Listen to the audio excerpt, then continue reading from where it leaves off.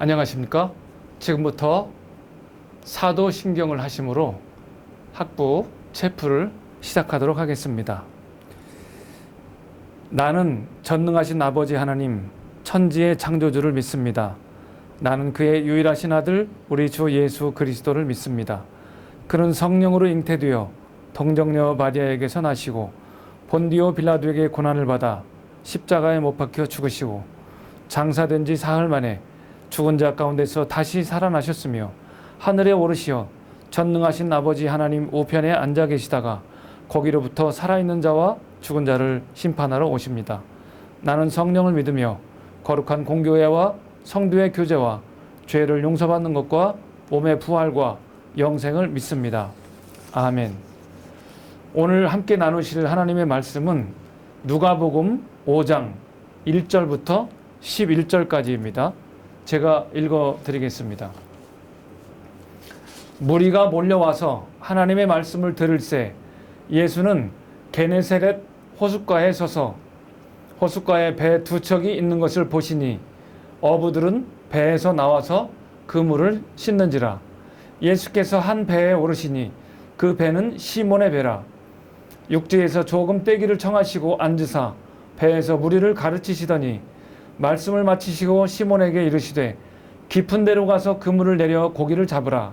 시몬이 대답하여 이르되 선생님, 우리들이 밤이 새도록 수고하였으되 잡은 것이 없지만은 말씀에 의지하여 내가 그물을 내리리이다 하고 그렇게 하니 고기를 많이 잡은 것이 심이 많아 그물이 찢어지는지라. 이에 다른 배에 있는 동무들에게 손짓하여 와서 도와달라 하니 그들이 와서 두 배의 체험에 잠기게 되었더라. 시몬 베드로가 이를 보고 예수의 무릎 아래에 엎드려 이르되 주여, 나를 떠나소서, 나는 죄인이로소이다 하니 이는 자기 및 자기와 함께 있는 모든 사람이 고기 잡힌 것으로 말미암아 놀라고 세베대의 아들로서 시몬의 동업자인 야고보와 요한도 놀랐습니다. 예수께서 시몬에게 이르시되 무서워하지 말라. 이제 후로는 내가 사람을 취하리라 하시니 그들이 배들을 육지에 대고 모든 것을 버려두고 예수를 따르니라. 이는 주님의 말씀입니다.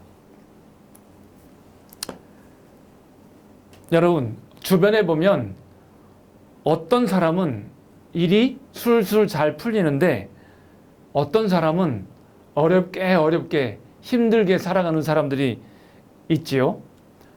여러분들은 생각하실 때 그 두 사람이 다 우연일 거라고 생각하십니까? 오늘 성경 말씀을 가지고 잠시 생각해 보겠습니다. 호숫가에 배 두 척이 있습니다. 이 배는 시몬 베드로라는 사람이 고기 잡는 배입니다. 2절에 보면 어부들이 배에서 나와서 그물을 씻고 있었다라고 기록되어 있습니다. 그물을 씻는 것은 어부로서는 매우 중요한 일입니다. 고기를 잡기 위해 그물을 던지려면 미리미리 그물을 잘 씻어 놓아야 하기 때문이죠. 예전에 제가 한 40년 전에 군대 생활을 했는데 그때 취사병들을 본 적이 있습니다. 그들은 점심 배식이 끝나면 모든 취사 도구들을 다 설거지를 깨끗이 하고 그 다음에 저녁 취사할 쌀을 도구에 앉혀놓고 이제 스위치만 탁 누르면 저녁밥이 다 되도록 완전히 준비를 해놓은 다음에 비로소 휴식을 취하는 것을 보았습니다. 그런데 제가 살다 보면 어떤 사람은 점심 먹은 그릇을 설거지 대에다 그냥 쌓아놓고 쉬다가 저녁 차릴 때가 되면 그때서 점심 먹은 거 설거지하는 사람들도 있지요. 이 두 사람의 사는 생활 태도는 참 비교가 되지 않습니까? 오늘 성경에 나오는 시몬 베드로는 그물을 던지기 위해서 미리 그물을 씻고 손질하는 잘 정리를 하는 부지런한 어부였습니다. 그뿐이 아닙니다. 5절에 보면 베드로는 밤이 새도록 그물을 던졌지만 물고기를 잡지 못했습니다. 많은 사람들은 어떤 일을 할 때에 몇 번 시도하다가 안 되면 포기합니다. 그러나 베드로는 그렇지 않았습니다. 그는 밤새 그물을 던졌습니다. 피곤할 텐데 잠을 못 자면서도 그물을 계속 던진 것 참 훌륭하고, 그 다음에 고기가 안 잡히는데도 포기하지 않고 계속 그물을 던진 것은 더 훌륭합니다. 무슨 일이든지 이렇게 열심히 하는 사람은 반드시 성공하게 되어 있습니다. 열심히 일하는 사람, 맡은 일에 전력 투구하는 사람, 치열하게 사는 사람, 이런 사람을 세상은 인정해 줍니다. 물론 하나님께서도 이런 사람을 인정해 주십니다. 세상에는 인생을 살면서 전력 투구하지 않는 사람들이 종종 있습니다. 제가 미국서 공부를 했는데요. 그때 미국 사람들이 파트타임이라는 말을 참 많이 쓰는 것을 보았습니다. 우리말로 번역하자면 시간제 정도 될 것입니다. 시간제 근무자는 자기 근무 시간만 딱 일합니다. 시간이 되면 하던 일도 딱 멈추고 그만하죠. 퇴근합니다. 자기 근무 시간 끝났기 때문입니다. 그런데 만약에 인생도 이런 식으로 산다 보면 어떨까요? 이런 사람은 무슨 일이든지 소극적으로 그리고 적당히 일하게 되어 있습니다. 힘든 일은 안 하려고 하고 책임지는 일은 피하려고 합니다. 자기 인생에 대한 치열한 책임의식이 있을 수가 없죠. 우리가 인생을 살아가려면 풀타임 정신으로 살아가야 합니다. 무슨 일을 하든지 전심전력을 다해 열심히 살아야 하는 것입니다.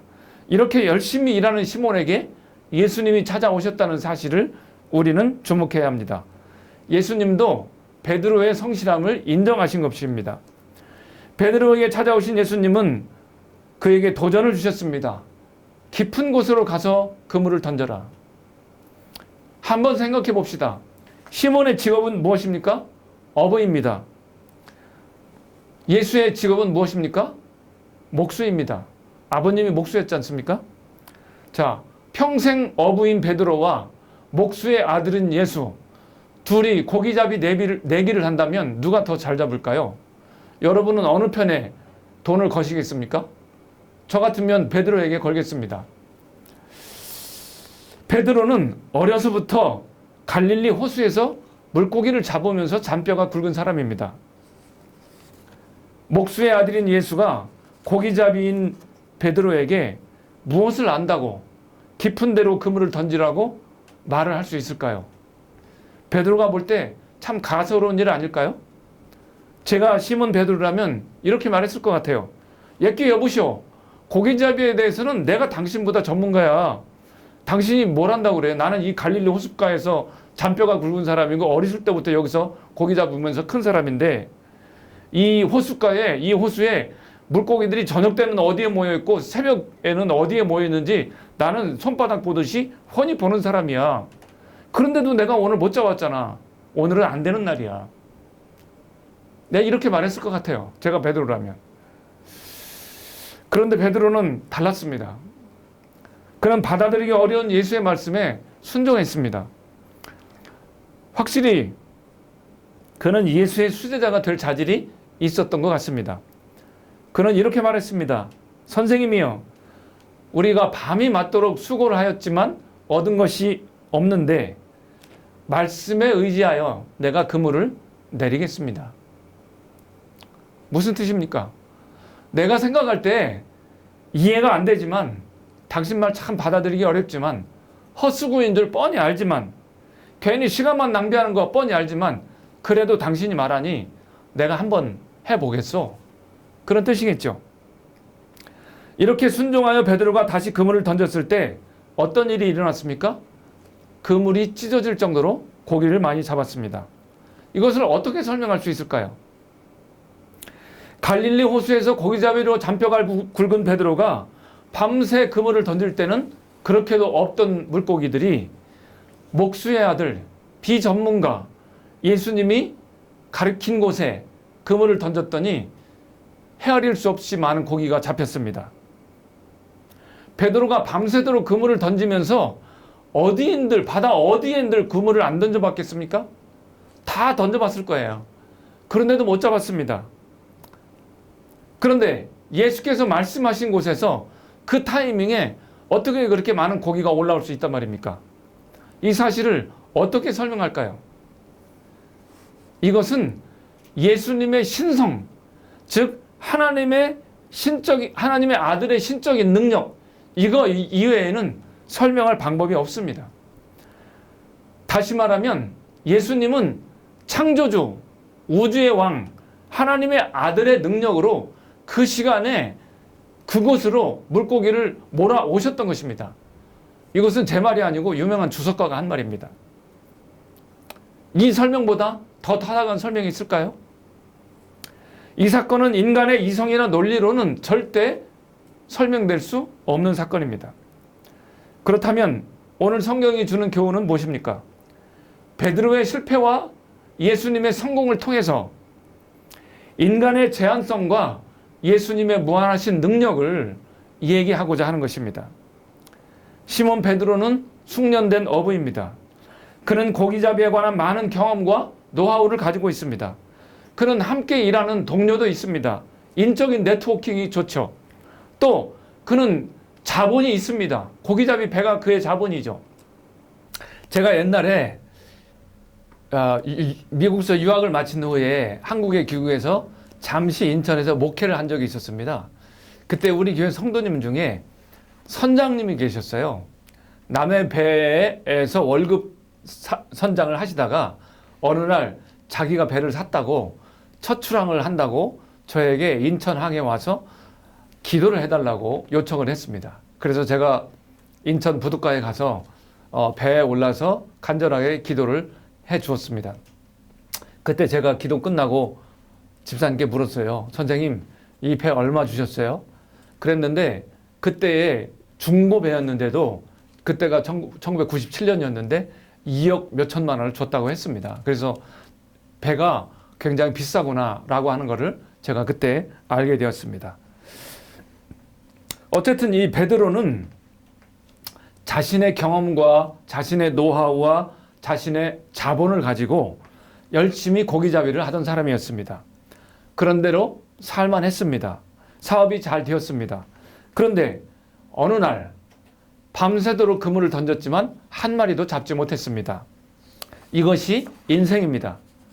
우리도 마찬가지입니다. 우리가 열심히 공부해서 대학을 졸업하고 취직해서 직장을 다니고 또 사업을 합니다.